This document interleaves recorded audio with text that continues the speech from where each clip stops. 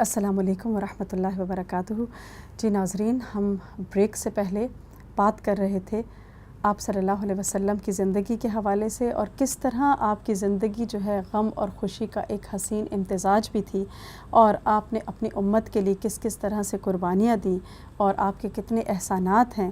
اور پھر ہم دیکھتے ہیں کہ اللہ کے رسول صلی اللہ علیہ وسلم ایک انسان بھی تھے اور بہت سینسٹیو تھے، بہت نرم دل تھے، اور ہمیں ملتا ہے کہ صحابہ کرام میں عثمان بن مظعون رضی اللہ تعالیٰ عنہ کی جب وفات ہوئی، جو آپ کو بہت پیارے تھے، آپ کے پیارے ساتھی تھے، تو آپ ان کے لیے بھی بہت روئے، اور کیونکہ آپ ایک انسان تھے اور آپ کے اندر انسانی جذبات بھی تھے۔ تو اس سے یہ بات پتہ چلتی ہے کہ رونا جو ہے وہ رحمت کی علامت ہے، ہاں، لیکن رونے میں انسان کی ایک لمٹ ہونی چاہیے۔ اس میں بہت زور زور سے شور کرنا، چیخنا چلانا یا نوحہ کرنا، یہ انتہائی ناپسندیدہ ہے کہ کسی کی وفات کے اوپر انسان اس قسم کے کام کرنا شروع کر دے، اور یہ بالکل ناپسند ہے۔ اور اس میں ہمیں ایک روایت بھی ملتی ہے کہ آپ صلی اللہ علیہ وسلم نے فرمایا کہ اگر نوحہ کرنے والی عورت اپنے مرنے سے پہلے توبہ نہیں کرتی تو اس کو کھجلی کا کرتا اور گندک کا پیجامہ پہنایا جائے گا، یعنی ایک عذاب کی قسم ہے۔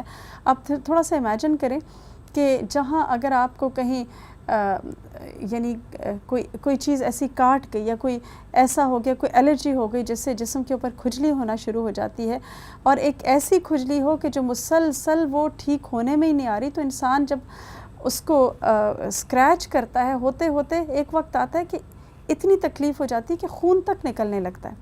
تو ایک ایسی عورت کے لیے ایک سزا ہوگی کہ وہ ہر وقت اپنے آپ کو چھیلتی رہے گی، کھجاتی رہے گی، اور پھر گندک کا جو پاجامہ ہے، تو آج کل آپ دیکھیں کہ جو تار کول ہوتی ہے روڈ کے اوپر، وہ روڈ بنانے کے لیے وہ کس قدر گرم ہوتی ہے نا، تو وہ بالکل چپک جاتی ہے اگر کسی جگہ پہ بھی لگے، تو وہ اس کا جو ہے پاجامہ پہنایا جائے گا۔ تو آپ سوچ سکتے ہیں کہ جو انتہائی گرم ہوگا، تو سزا کی ایک قسم ہے۔ بہرحال تو کسی بھی غم کے موقع پر آنسو بہانا جو ہے یہ ایک رحمت کی علامت ہے۔ پھر اسی طرح آپ صلی اللہ علیہ وسلم کا طریقہ یہ بھی تھا کہ آپ ہر ایک کے دکھ درد میں شریک ہوا کرتے تھے، ان کی خوشی اور غم میں شریک ہوتے تھے۔ روایات سے ہمیں ملتا ہے کہ ایک یہودی لڑکا تھا جو آپ کی خدمت کیا کرتا تھا۔ ایک مرتبہ آپ کو پتہ چلا کہ وہ بیمار ہو گیا ہے، تو آپ اس کی عیادت کو تشریف لے گئے۔ اب آپ دیکھیں کہ ہر ایک کا کتنے کام ہیں، ادھر سے مہمات، غزوات چل رہے ہیں، پھر پورے مدینہ کی ایڈمنسٹریشن ہے، پھر اپنی پرسنل لائف میں کچھ نہ کچھ چل رہا ہے، پھر تمام ساتھیوں کو، تمام صحابہ کرام کی کو تعلیم اور تربیت یہ بھی ساتھ ساتھ چل رہی ہے، علم بھی دیا جا رہا ہے، وحی بھی نازل ہو رہی ہے، اتنا کچھ ہے، اور راتوں کی عبادات بھی چل رہی ہیں۔ اس کے باوجود چھوٹے چھوٹے لوگوں کے جو یعنی جو ان کے لیے ایک پرسنل ٹچ کے لیے آپ صلی اللہ علیہ وسلم تشریف لے جایا کرتے تھے اور ان کے دکھ سکھ میں شریک ہوا کرتے تھے۔ بہرحال آپ جب اس لڑکے کے پاس، یہودی لڑکے کے پاس تشریف لے گئے، تو آپ نے دیکھا کہ وہ بہت شدید بیمار ہے اور شاید تھوڑی ہی دیر کا مہمان ہے، تو آپ صلی اللہ علیہ وسلم نے اس کو اسلام کی دعوت دی۔ اس نے فوراً اپنے والد کی طرف مڑ کر دیکھا کہ یعنی ایک اپروول لینے کے لیے، تو والد نے اشارہ کیا کہ ابو القاسم کی بات مان لو۔ اس پر اس لڑکے نے کلمہ پڑھا اور مسلمان ہو گیا، اور اس کے بعد اس کی وفات ہو گئی، اور آپ صلی اللہ علیہ وسلم جب گھر سے نکل رہے تھے اس کے، تو آپ فرما رہے تھے کہ اللہ کا شکر ہے کہ جس نے اس لڑکے کو ہدایت سے سرفراز فرمایا اور جہنم کی آگ سے بچایا۔ شاید یہ الفاظ بھی ملتے ہیں، لیکن یہ تو ہمیں ملتا ہے کہ اس کو ہدایت سے سرفراز فرمایا۔ تو آپ دیکھیے کہ مسلمان تو مسلمان، نان مسلمز کے لیے بھی آپ کے دل میں کس قدر ایک نرم گوشہ تھا، اور اسی محبت کی وجہ سے لوگ اسلام کی طرف مائل ہو رہے تھے۔ جب آپ مشرکین کے بارے میں بھی پتہ تھا کہ وہ کس طرح کے، اس کے باوجود آپ وہاں تشریف لے جاتے اور ان کو اسلام کی دعوت دیتے۔ اس کے بعد آپ مشرکین کی قبروں کے پاس سے بھی گزرتے، تو صحابہ کرام کو کہا کرتے تھے کہ جو کچھ میں دیکھ رہا ہوں اگر تم لوگ دیکھ لو تو ہنسنا بھول جاؤ، یعنی اس کا ایک مفہوم ہے، اور بات کتنی درست ہے۔ یعنی قبر جو ہے وہ ایک بہت ہی اندھیری اور وحشت والی جگہ ہے، اور ہم سب کو سوچنا چاہیے کہ ایک دن ہم اس قبر میں ضرور جانے والے ہیں۔ اور ویسے تو دن میں کاموں میں احساس نہیں ہوتا، لیکن جب رات میں انسان سونے کے لیے لیٹے، اندھیرا ہو، اکیلا ہو، تو اس وقت انسان سوچے کہ ایک وقت آئے گا کہ ایک رات، پہلی رات میری قبر میں بھی ہوگی۔ اور یہ ایک بہت نیچرل سی بات ہے کہ جب ہم دنیا میں ہوتے ہیں تو جو ہمارے گھر ہوتے ہیں یا ہمارا جو کمرہ ہوتا ہے، اپنا بیڈ روم ہوتا ہے، ہم اس کو کمفرٹیبل کرنے کے لیے کتنا کچھ کرتے ہیں، اور اگر ایک رات بجلی نہ ہو گرمیوں کے موسم میں تو ہمیں ساری رات نیند نہیں آتی۔ تو ہمیں یہ سوچنا ہے کہ ہمارا ایک بیڈ روم قبر میں بھی تیار ہو رہا ہے، اور آج جو بھی ہم کر رہے ہیں، اچھے کام یا برے کام، وہ تمام چیزوں کی صورت میں وہاں جمع ہوتے چلے جا رہے ہیں۔ اور ایک حدیث کا مفہوم ہمیں ملتا ہے کہ جب ایک نیک شخص مر جاتا ہے اور اس کو قبر میں دفنایا جاتا ہے تو اس کے پاس ایک بہت خوبصورت انسان آتا ہے اور بہترین لباس پہنے ہوئے، اس سے بہترین خوشبو آ رہی ہوتی ہے، اور وہ مرنے والا اس سے پوچھتا ہے کہ تم کون ہو؟ تمہارا چہرہ تو کوئی اچھی ہی خبر لا سکتا ہے۔ تو وہ کہتا ہے کہ میں تمہارا اچھا عمل ہوں، وہ بھی اسی طرح خوبصورت، یعنی وہ عمل تمہارا وہ بھی اسی طرح خوبصورت تھا۔ اور آپ دیکھیں کہ عمل کیا ہیں، ہمارے ہر روز کے جو کام معمولات ہیں، معاملات ہیں، وہ سب عمل ہی تو ہیں ہمارے۔ اور اس میں آپ دیکھیں چھوٹی چھوٹی چیزیں ہوتی ہیں ایٹ ٹائمز، لیکن ہم ان کو وقت نہیں دے پاتے، اور اس کی وجہ سے ہم سے وہ اجر رہ جاتا ہے۔ کسی کا دل خوش کر دینا، یہ بھی اللہ سبحانہ وتعالیٰ کو بہت پسند ہے۔ اسی طرح کسی کا قرض ادا کر دینا، یہ بھی بہترین عمل میں سے ہے۔ اسی طرح جب انسان قرآن پاک کے ساتھ اپنا تعلق جوڑتا ہے تو قرآن قبر میں ایک خوبصورت نوجوان کی شکل میں آئے گا اور اس کا دل بہلائے گا اور اس کی وحشت کو دور کرے گا۔ پھر اسی طرح ایک روایت میں ہمیں ملتا ہے کہ کسی کو قرض میں مہلت دے دینا یا اس کا قرض معاف کر دینا، یعنی جو شخص ایسا کرتا ہے تو اللہ سبحانہ وتعالیٰ قیامت کے دن اس کو اپنے عرش کے سائے تلے جگہ عطا فرمائیں گے۔ تو یہ سارے اچھے کام ہیں، اچھے عمل ہیں۔ اسی طرح ہمیں یہ بھی ملتا ہے کہ جب کوئی برا انسان اس دنیا سے جاتا ہے، کوئی گناہ گار انسان اس دنیا سے چلا جاتا ہے، تو اس کے پاس بھی ایک شخص آتا ہے جس کی بہت مکروہ شکل ہوتی ہے، اور اس کا لباس انتہائی برا ہوتا ہے، اور اس سے بہت قبیح اسمیل آ رہی ہوتی ہے، بہت بری اسمیل آ رہی ہوتی ہے۔ تو وہ مرنے والا کہتا ہے کہ تم کون ہو؟ تمہارا چہرہ تو کوئی بری خبر ہی لا سکتا ہے۔ تو وہ کہتا ہے کہ میں تمہارا عمل ہوں، یعنی جس طرح تمہارا عمل بدبودار تھا، جس طرح تمہیں آج اسمیل آ رہی ہے، اسی طرح تمہارا عمل بھی بدبودار تھا۔ ہم دیکھیں کہ دنیا میں اگر ہمارے ساتھ کوئی تھوڑی دیر کے لیے ایسا انسان بیٹھ جائے جس سے اسمیل آ رہی ہو تو کتنا مشکل ہو جاتا ہے نا، انسان کہتا ہے کہ فوراً اٹھ کے جائیں۔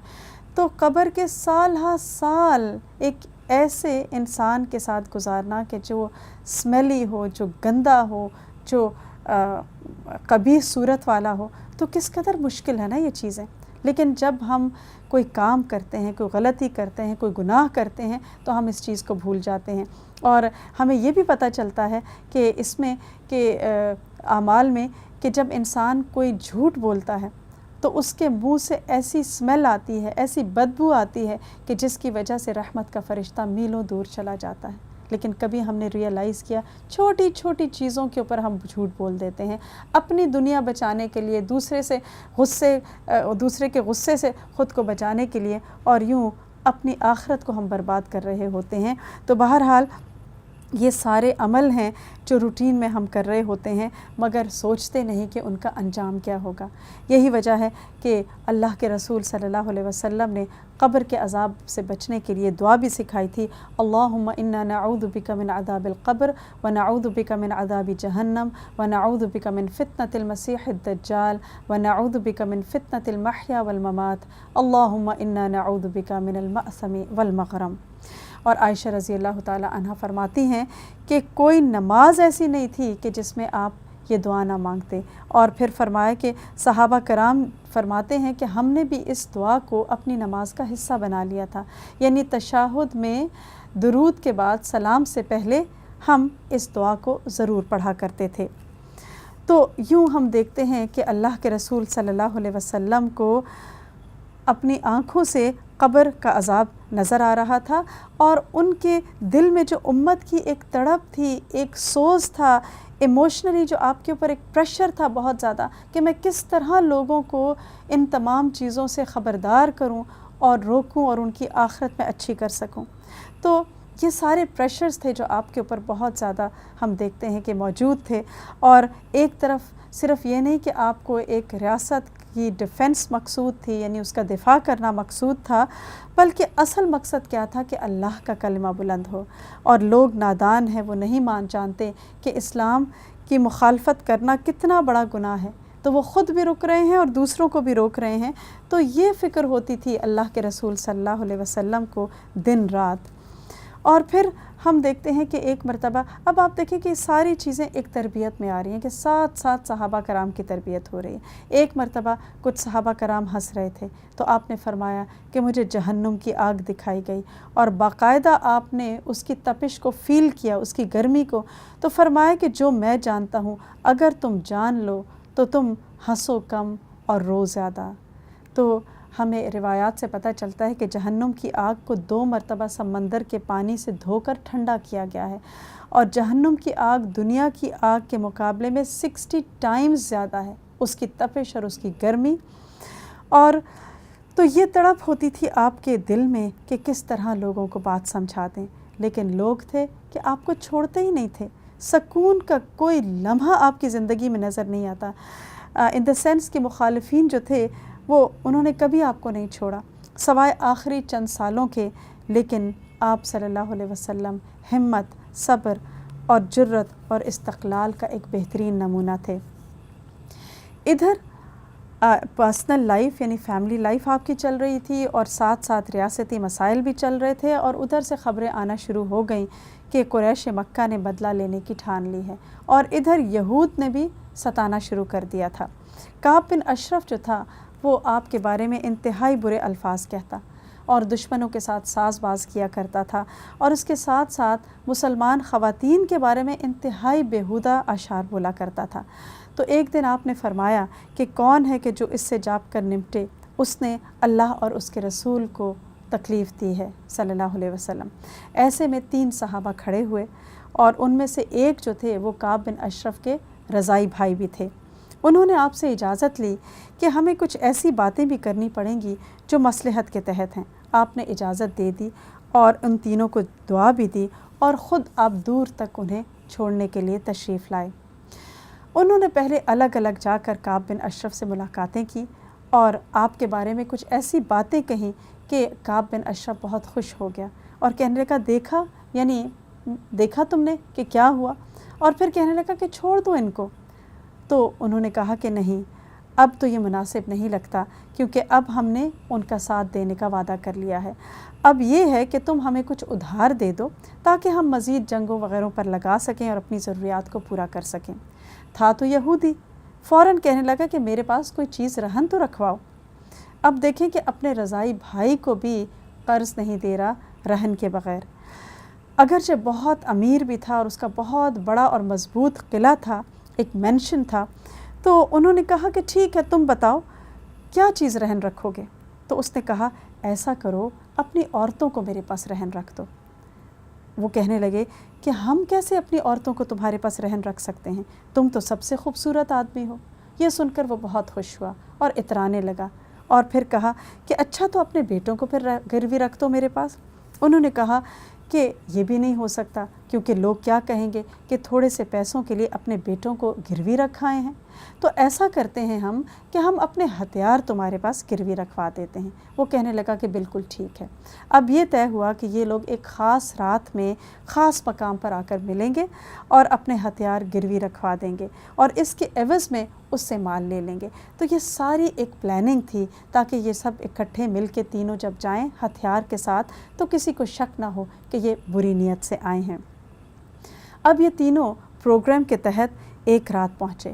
چاندی رات تھی اور کعب بن اشرف اپنے قلعے میں اپنی نوبیاہتا بیوی کے ساتھ موجود تھا. انہوں نے جب باہر سے اس کو آواز دی تو وہ فوراً جانے لگا.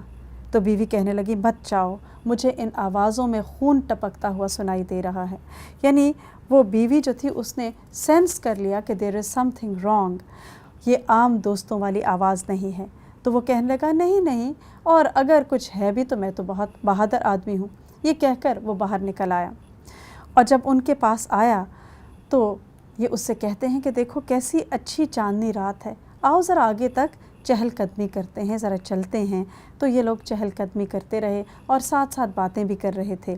تو ان میں سے ایک نے کہا کہ تمہارے سر سے تو بڑی ہی اچھی خوشبو آ رہی ہے۔ وہ کہنے لگا ہاں ظاہر سی بات ہے، اس وقت عرب کی سب سے خوبصورت عورت میرے پاس ہے، یعنی بہت خوش ہو گیا۔ انہوں نے کہا کہ ذرا اپنا سر قریب لاؤ تاکہ ہم بھی اس خوشبو سے لطف اندوز ہوں۔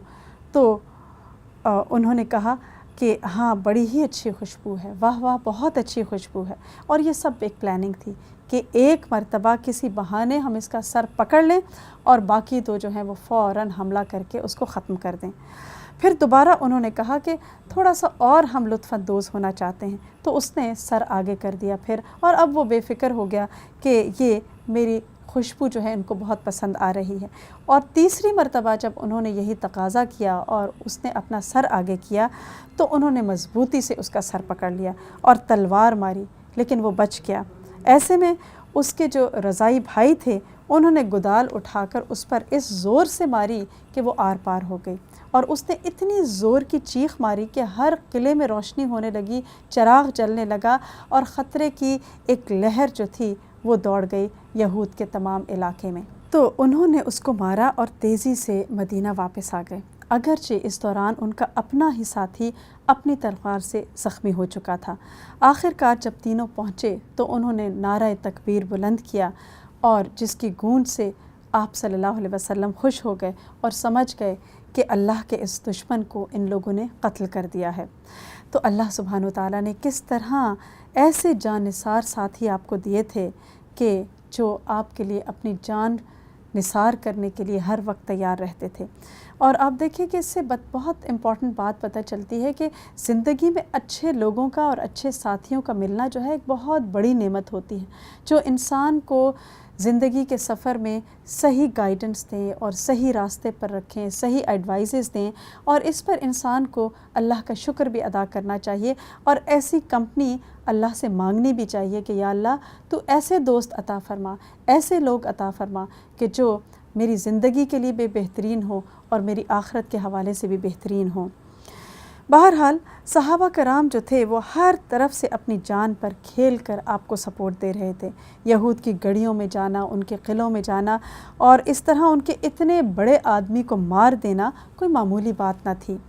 اور کعب بن اشرف کی قتل کی خبر یہود کے ساتھ ساتھ قریش پر بھی بجلی بن کر گری، اور وہ حیران رہ گئے کہ مسلمانوں کی اتنی جرت کہ عین ان کے علاقوں میں جا کر ان کے سردار کو انہوں نے قتل کر دیا۔ اب یہ تو یہ ہو رہا تھا، اور دوسری طرف بنو قینقاع جو تھے یہ بھی یہودیوں کا ایک قبیلہ تھا جو مدینہ منورہ کے ایک سائٹ کے اوپر آباد تھا۔ یہ لوگ گولڈ سمتھ تھے، جولرز تھے، سونار کا کام کیا کرتے تھے، اور ان کے اپنے بازار ہوتے تھے، لہٰذا مسلمانوں کو خرید و فروخت کرنے کے لیے ان کے بازاروں میں اکثر جانا پڑتا۔ اور یہ کیا کرتے تھے؟ مسلمانوں کو تنگ کرتے، ان کا مذاق اڑاتے، ہر لحاظ سے زبانی اذیت دیتے، اور آپ کو یہ ساری خبریں مل رہی تھیں، مگر آپ صبر سے خاموش تھے کیونکہ آپ نہیں چاہتے تھے کہ مدینہ کے اندر بھی ایک فتنہ شروع ہو جائے، جبکہ چاروں طرف سے لوگ مخالفت کے اوپر اڑے ہوئے تھے مسلمانوں کے خلاف۔ لیکن اس اختلاف کے باوجود آپ کا اسوہ حسنہ دیکھیں کہ آپ انسانوں کے ساتھ، آپ نے تمام انسانوں کے ساتھ آپ عزت اور احترام کا برتاؤ کیا کرتے تھے۔ جابر بن عبداللہ ایک صحابی ہیں، وہ بتاتے ہیں کہ ایک مرتبہ ہم آپ کے ساتھ، اللہ کے رسول صلی اللہ علیہ وسلم کے ساتھ موجود تھے کہ مدینہ کے راستے سے ایک جنازہ گزرا، جس کو دیکھ کر آپ کھڑے ہو گئے۔ کہتے ہیں کہ ہم نے جب دیکھا تو ہم بھی آپ کے ساتھ کھڑے ہو گئے۔ پھر ہم نے کہا کہ اے اللہ کے رسول صلی اللہ علیہ وسلم، یہ تو ایک یہودی کا جنازہ ہے۔ تو آپ نے فرمایا کیا وہ انسان نہ تھا؟ اور ایک اور روایت میں آتا ہے کہ جب تم جنازے کو دیکھو تو کھڑے ہو جاؤ اس کے احترام کے لیے اور اس کی عزت کے لیے۔ تو اس سے پتہ چلتا ہے کہ اسلام جو ہے اس کی نظر میں تمام انسان قابل احترام ہیں، چاہے وہ مسلمان ہوں یا نان مسلمز ہوں، اور ایون انسان اگر زندہ ہے تو بھی اس کی عزت اور احترام ہے، اور اگر وہ مر جاتا ہے، اس دنیا سے چلا جاتا ہے، تو بھی اس کی ایک عزت اور احترام ہے۔ لیکن افسوس کی بات یہ ہے کہ آج کل جو سوشل میڈیا کی وجہ سے بہت ساری چیزیں ایسی دیکھنے کو ملتی ہیں، مثلاً آپ دیکھیں کہیں کوئی بام بلاسٹ ہو رہا ہے، کہیں کوئی اور ایسی چیز ہو رہی ہے، تو اس میں لٹرلی انسانی اعضاء دکھائے جاتے ہیں، اور یہ انسان کی حرمت کے خلاف ہے یہ چیز۔ تو ایسی چیزوں کو عام نہیں کرنا چاہیے، ایسی چیزوں کو آگے فارورڈ نہیں کرنا چاہیے، اور کیونکہ یہ انسان کی انسانی حرمت کے خلاف ہے یہ چیز، اور اللہ سبحانہ وتعالیٰ کو پسند نہیں ہے۔ بہرحال یہود نے شرارت کی انتہا کر دی، ایک طرف معاہدے کو کھلم کھلا توڑا اور قریش کے ساتھ ساز باز کی اور مسلمانوں کے خلاف ان کو بھڑکانے لگے، اور ادھر مسلمانوں کے ساتھ ساتھ مسلمان خواتین کو بھی انہوں نے ستانا شروع کر دیا۔ ہم دیکھتے ہیں کہ ایک دن آپ صلی اللہ علیہ وسلم ان کے پاس تشریف لائے اور ان سے کہا کہ دیکھو تم اسلام قبول کر لو، کیونکہ ان کی کتابوں میں تو لکھا ہوا تھا کہ آخری نبی کا ظہور ہونا ہے۔ تو آپ نے فرمایا کہ اس سے پہلے تم پر بھی وہی مار پڑے جو قریش پر پڑی ہے، تو تم اسلام قبول کر لو۔ اس پر وہ بہت بدتمیزی سے کہنے لگے کہ اگر تم لوگوں کو بدر میں فتح ہوئی ہے تو کسی خوش فہمی میں نہ رہنا، کیونکہ تمہارا مقابلہ اناڑی اور جنگ سے ناواقف قریش کے ساتھ تھا۔ ہم جیسے مردوں سے تو تمہارا پالا ہی نہیں پڑا، یعنی ہم سے لڑو گے تو سمجھ آئے گا۔ اور یہ ایک طرح سے آپ کے ساتھ بدتمیزی بھی تھی، گستاخی بھی تھی، اور جنگ کی دھمکی بھی تھی، لیکن اس کے باوجود اللہ کے رسول صلی اللہ علیہ وسلم خاموشی سے لوٹ آئے، اور آپ نے برداشت اور ٹالرنس کا بہترین ثبوت دیا۔ اور یہ ایک حکمت عملی تھی کہ وقت کے تقاضے کو دیکھ کر انسان اسٹریٹجی اختیار کرے۔ اگر دوسرا سننے کو تیار نہیں، اگریسو ہو رہا ہے، تو انسان خاموش ہو جائے اس وقت۔ اور یہی معاملہ ہم اپنے گھر والوں کے ساتھ بھی کر سکتے ہیں، بچوں کے ساتھ بھی، ہر ایک کے ساتھ۔ اور ہمیں بہت ایک واقعہ ملتا ہے آپ صلی اللہ علیہ وسلم کے اسوہ حسنہ سے، کہ ایک مرتبہ آپ علی رضی اللہ تعالیٰ عنہ اور فاطمہ رضی اللہ تعالیٰ عنہ کے گھر تشریف لائے اور ان سے کہا کہ تم لوگ تہجد نہیں پڑھتے؟ وہ کہنے لگے کہ ہماری جانیں اللہ کے ہاتھ میں ہیں، جب وہ چاہے گا تو ہمیں اٹھا دے گا۔ آپ اس کے بعد خاموشی سے واپس چلے گئے، اور علی رضی اللہ تعالیٰ عنہ فرماتے ہیں کہ میں نے سنا آپ فرما رہے تھے، قرآن کی آیت ہے وَكَانَ الْإِنسَانُ أَكْثَرَ شَيْءٍ جَدَلًا، کہ انسان جو ہے وہ اکثر چیزوں میں بڑا ہی جھگڑالو ہے۔ یعنی اب بچے ہیں اپنے، اب بڑے ہو چکے ہیں، سمجھدار ہو چکے ہیں، اب ان کو صرف بتا دیا اور ایک نصیحت کر دی، فورس نہیں کیا اور کوئی چیز ان کے اوپر امپوز نہیں کی۔ ہم کیا کرتے ہیں، ہمیں کوئی بات پتہ چلتی ہے تو ہم بچوں کے پیچھے پڑ جاتے ہیں اور ان کو بار بار کہہ کے اتنا اریٹیٹ کر دیتے ہیں، اتنا اوور ڈوز ہو جاتی ہے کہ پھر وہ ہماری بات سننے کو تیار ہی نہیں ہوتے۔ تو ایسے میں کرنے کا کام کیا ہے، جب بچے بڑے ہو جائیں تو ایسے میں ان کو حکمت سے سمجھایا جائے، یعنی کہ انسان چھوڑ دے، طریقے سے سمجھائے، اور اس کے ساتھ ساتھ کثرت سے اللہ سبحانہ وتعالیٰ سے دعا کریں، کیونکہ دعا میں ایسی طاقت ہے کہ زندگیاں بدل جاتی ہیں۔ بہرحال بنو قینقاع، جو غزوہ بنو قینقاع ہے، اس کے اسباب میں سے ایک بات یہ بھی ملتی ہے کہ مسلمانوں کی ایک عورت جو تھی وہ یہود کے بازار میں گئی اور کسی دکان پر بیٹھی، تو ان یہودیوں نے اس سے اصرار شروع کیا کہ تم چہرے سے پردہ ہٹا دو۔ اس نے انکار کر دیا۔ اس پر جب کہ وہ بیٹھی خرید و فروخت میں مصروف تھی، تو ایک یہودی نے پیچھے سے جا کر اس کا لباس باندھ دیا اور اس کو پتہ نہ چلا، اور یوں اس کی بے پردگی ہو گئی۔ اور اس پر وہ بہت پریشان ہوئی اور چیخ و پکار ہوئی، اور ایک مسلمان جو وہاں موجود تھے، انہوں نے جب آ کر دیکھا تو بہت غصہ آیا انہیں، اور انہوں نے اس یہودی کو مار دیا جس نے اس عورت کے ساتھ یہ کیا تھا۔ جب یہودیوں نے یہ دیکھا تو انہوں نے اس مسلمان کو جواباً قتل کر ڈالا، اور اب ایک طرف مسلمان اکٹھے ہو گئے اور ایک طرف یہودی، اور قریب تھا کہ جنگ چھڑ جاتی، کہ ایسے میں آپ صلی اللہ علیہ وسلم کو پتہ چلا اور آپ تیزی کے ساتھ بنو قینقاع تشریف لائے۔ آپ کی آمد کا سن کر تمام یہودی اپنے قلعوں میں جا کر بند ہو گئے اور آپ نے ان کا محاصرہ کر لیا، اور باوجود اس کے کہ ان کے پاس بہت سا اسلحہ تھا، بہت جنگی نوجوان تھے، تقریباً 700 کے قریب واریئرز تھے ان کے پاس، لیکن ان کی ہمت نہ ہوئی کہ وہ باہر نکل کر آپ سے جنگ کرتے۔ آخر کار انہوں نے ہتھیار ڈال دیے اس شرط پر کہ آپ جو چاہیں ہمارے بارے میں فیصلہ کریں۔ آپ صلی اللہ علیہ وسلم بنو قینقاع سے شدید ناراض تھے۔ ادھر عبداللہ بن ابی بھی نیا مسلمان ہوا تھا، 1 مہینہ ہوا تھا، اور وہ اصرار کرنے لگا کہ آپ ان کو چھوڑ دیجئے، آگے سے دائیں بائیں سے آیا، حتیٰ کہ آپ کا گریبان پکڑ لیا کہ آپ ان کو معاف کر دیجئے، میرے ان کے ساتھ معاہدے ہیں۔ آپ بہت غضبناک ہوئے، لیکن بہرحال آپ نے یہ سوچ کر کہ یہ ابھی نیا مسلمان ہوا ہے اور کہیں یہ ضد میں آ کر اسلام کو تکلیف نہ دے، لہٰذا آپ نے ان یہودیوں کو معاف کر دیا اور ان سے کہا کہ تم مدینہ سے نکل جاؤ۔